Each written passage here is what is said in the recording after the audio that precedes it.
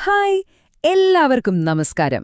ദൈവത്തോട് എങ്ങനെ നന്ദി പറയാം എന്നതിനെക്കുറിച്ചുള്ള ബൈബിൾ പഠിപ്പിക്കലുകളിലേക്കാണ് നമ്മളിന്ന് കടന്നു ചെല്ലുന്നത്. ഒരുപക്ഷെ നമുക്കെല്ലാവർക്കും അറിയാവുന്നൊരു വിഷയമായിരിക്കും ഇത്. പക്ഷേ ഇതിലെ ചില കാഴ്ചപ്പാടുകൾ തീർച്ചയായും നമുക്ക് പുതിയ ചില ചിന്തകൾ തരും. അപ്പോ ഈ പ്രഭാഷണം തുടങ്ങുന്നത് തന്നെ വളരെ അടിസ്ഥാനപരമായ ഒരു ചോദ്യത്തിൽ നിന്നാണ്.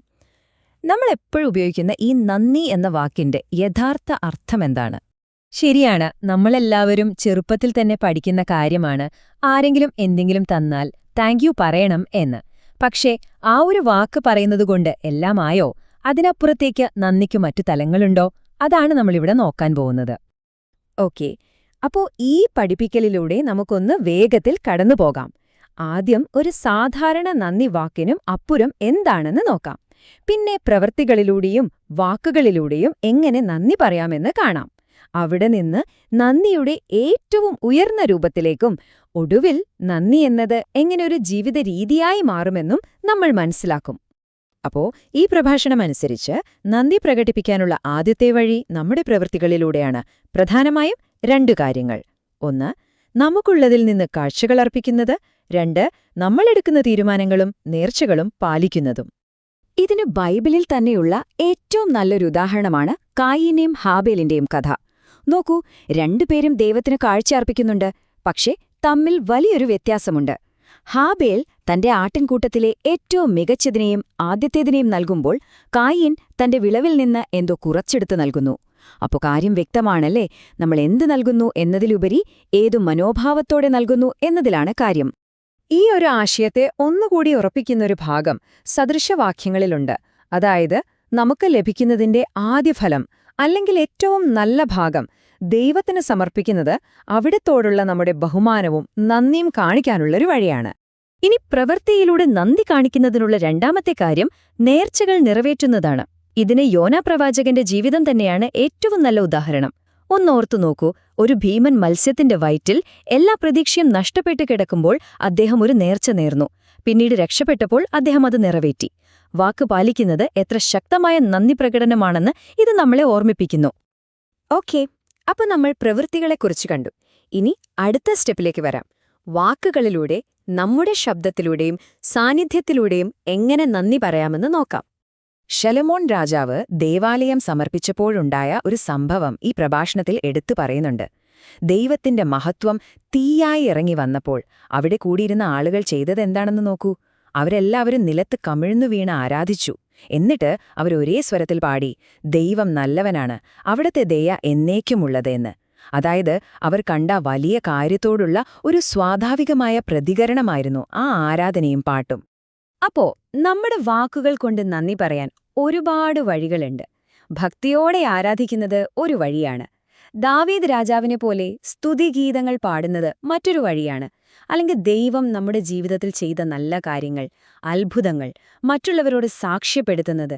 എന്തിനേറെ, നമുക്കുണ്ടാകുന്ന സന്തോഷത്തിൽ പങ്കുചേരാൻ നമ്മുടെ കൂട്ടുകാരെയും അയൽക്കാരെയും ഒക്കെ വിളിച്ചുകൂട്ടുന്നത് പോലും നന്ദി പ്രകടിപ്പിക്കാനുള്ള മാർഗങ്ങളായിട്ടാണ് ഈ പഠിപ്പിക്കല് കാണുന്നത്. ഇതുവരെ നമ്മൾ സംസാരിച്ചത് നമ്മൾ ചെയ്യുന്ന കാര്യങ്ങളെക്കുറിച്ചാണ്. അതായത്, കാഴ്ച നൽകുന്നത്, പാട്ടുപാടുന്നത്, നേർച്ച നിറവേറ്റുന്നത്. എന്നാൽ ഇനി നമ്മൾ ഈ ചർച്ചയുടെ ഏറ്റവും ആഴമേറിയ തലത്തിലേക്ക് പോവുകയാണ്.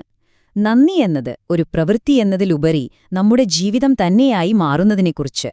ഇതിന് ഏറ്റവും നല്ല ഉദാഹരണമായി കാണിക്കുന്നത് യേശുവിന്റെ കാലുകൾ തന്റെ കണ്ണുനീർ കൊണ്ട് കഴുകി തലമുടി കൊണ്ട് തുടച്ച ആ സ്ത്രീയുടെ കഥയാണ്. അവളുടെ പ്രവൃത്തി കണ്ടപ്പോൾ ചിലർക്കിഷ്ടപ്പെട്ടില്ല. പക്ഷേ യേശു പറഞ്ഞതെന്താണ്? അവളോട് ഒരുപാട് ക്ഷമിക്കപ്പെട്ടു, അതുകൊണ്ട് അവൾ ഒരുപാട് സ്നേഹിച്ചു. ആ സ്നേഹം, അത് തന്നെയായിരുന്നു അവൾക്ക് ലഭിച്ച വലിയ ക്ഷമയോടുള്ള അവളുടെ നന്ദി. ഇതേ ആശയം വ്യക്തമാക്കാൻ യേശു ഒരു ചെറിയ കഥ പറഞ്ഞു. ഒരാൾക്ക് 500 വെള്ളിക്കാശു കടമുണ്ടായിരുന്നു, മറ്റൊരാൾക്ക് 50. രണ്ടുപേരുടെയും കടം എഴുതിത്തള്ളി.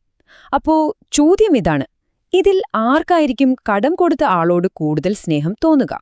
ഉത്തരം വളരെ സിമ്പിളാണല്ലേ? തീർച്ചയായും ആ 500 വെള്ളിക്കാശുളച്ചു കിട്ടിയ ആൾക്ക് തന്നെ. അപ്പോ ഇതിൽ നിന്ന് നമ്മൾ മനസ്സിലാക്കേണ്ട പോയിന്റ് ഇതാണ്: നമുക്ക് എത്രമാത്രം ക്ഷമ ലഭിച്ചു, എത്രമാത്രം കൃപ ലഭിച്ചു എന്ന് നമ്മൾ തിരിച്ചറിയുന്നുവോ അത്രത്തോളം ആഴമുള്ളതായിരിക്കും നമ്മുടെ സ്നേഹവും നന്ദിയും. അവ രണ്ടും തമ്മിൽ നേരിട്ട് ബന്ധമുണ്ട്. നന്ദിയുടെ ഈ ഏറ്റവും ഉയർന്ന രൂപം ഒരുപക്ഷെ ഏറ്റവും മനോഹരമായി പറഞ്ഞിട്ടുള്ളത് അപ്പസ്തലനായ പൗലോസാണ്. അദ്ദേഹം പറയുകയാണ്, ഇനി ജീവിക്കുന്നത് ഞാനല്ല, ക്രിസ്തുവാണ് എന്നിൽ ജീവിക്കുന്നത് എന്ന്. അതിനർത്ഥം എന്റെ ജീവിതം ഇനി എനിക്കുള്ളതല്ല, അത് പൂർണ്ണമായും ദൈവത്തിനുള്ള ഒരു നന്ദിയർപ്പണമാണ് എന്നാണ്. ഇതിനും വലുതായി എന്ത് സമർപ്പിക്കാനാണ്, അല്ലേ? അങ്ങനെ നമ്മൾ ഈ പ്രഭാഷണത്തിന്റെ കാതലായ ആശയത്തിലേക്കെത്തുന്നു. നന്ദിയുടെ ഏറ്റവും ഉയർന്ന തലമെന്ന് പറയുന്നത് അത് നമ്മൾ ഇടയ്ക്കിടെ ചെയ്യുന്ന ഒരു പ്രവൃത്തി അല്ലാതായിത്തീരുക, മറിച്ച് നമ്മുടെ ജീവിതത്തിന്റെ, നമ്മുടെ സ്വഭാവത്തിന്റെ തന്നെ ഒരടിസ്ഥാന ശിലയായി മാറുന്നൊരവസ്ഥയാണ്. ഓക്കെ, അപ്പം നമ്മൾ ഇതുവരെ സംസാരിച്ച കാര്യങ്ങൾ പെട്ടെന്ന് നോർത്തെടുക്കാം. ലളിതമായ നന്ദി പ്രകടനങ്ങളിൽ നിന്ന് തുടങ്ങി അതെങ്ങനെ ഒരു സമ്പൂർണ്ണ ജീവിതരീതിയായി മാറുന്നു എന്ന് നോക്കാം. അപ്പം നമ്മൾ കണ്ടത് നന്ദിയുടെ ഒരു യാത്രയാണ്. അത് തുടങ്ങുന്നത് നമ്മുടെ കയ്യിലുള്ളത് നൽകുന്ന പ്രവൃത്തികളിലാണ്. അവിടെ നിന്ന് അത് നമ്മുടെ വാക്കുകളിലേക്കും ആരാധന, സ്തുതിഗീതങ്ങൾ എന്നിവയിലേക്കും വളരുന്നു. ഒടുവിൽ സ്നേഹത്തിലൂടെയും ജീവിതം മുഴുവൻ സമർപ്പിക്കുന്നതിലൂടെയും അത് നമ്മൾ ആരാണെന്നതിന്റെ ഭാഗമായി മാറുന്നു. അപ്പോ ഈ പഠിപ്പിക്കൽ നമ്മെ കൊണ്ടുചെന്നെത്തിക്കുന്നത് വളരെ പ്രധാനപ്പെട്ട ഒരു ചിന്തയിലേക്കാണ്. നന്ദി എന്നത് വെറുമൊരു വാക്കോ ഇടയ്ക്ക് ചെയ്യുന്ന ഒരു പ്രവൃത്തിയോ അല്ല. അതൊരു ജീവിത രീതിയാണെങ്കിൽ അത് നമ്മുടെ ഓരോ ദിവസത്തെയും, നമ്മുടെ ബന്ധങ്ങളെയും, നമ്മുടെ തീരുമാനങ്ങളെയും എങ്ങനെയാവും സ്വാധീനിക്കുക? തീർച്ചയായും ചിന്തിക്കേണ്ട ഒരു കാര്യമാണല്ലേ?